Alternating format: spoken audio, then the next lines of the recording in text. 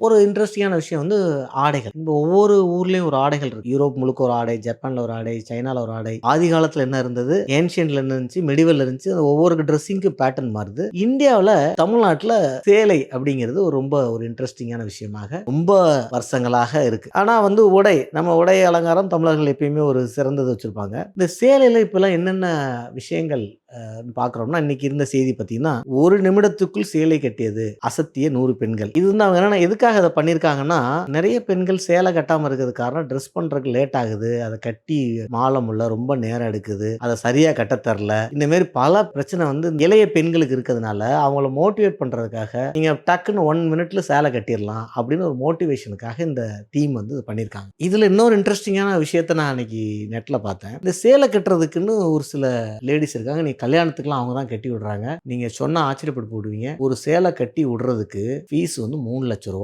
5,00,000 இதுக்குன்னு அவங்கள நீங்க புக் பண்ணணும் ஒரு 4, 5 மாசத்துக்கு முன்னாடி. சேலை கட்டுறதுல ஒரு பிசினஸ் பண்ண முடியுமா? அப்படிங்கிறது ஒரு இன்ட்ரஸ்டிங்கான விஷயம். நீங்க கண்டிப்பா பார்த்து ஆச்சரியப்பட வேண்டிய விஷயம். நல்லா உங்களுக்கு சேலை கட்ட தெரிஞ்சா அத பிசினஸாவும் நீங்க பண்ணலாம். கலாச்சாரமும் மேம்படுது, உங்க பிசினஸும் மேம்படுது. சேலை கட்டும் பெண்ணுக்கு வாசம் உண்டா அப்படின்னு ஒரு பாட்டு இருக்கு. ஆனா சேலை கட்டி தர பெண்ணுக்கு லாபம் உண்டுங்கிறது நம்ம எக்கனாமிக்ஸ்ல புரிஞ்சுக்கிறோம். மீண்டும் சந்திப்போம். நன்றி, வணக்கம்.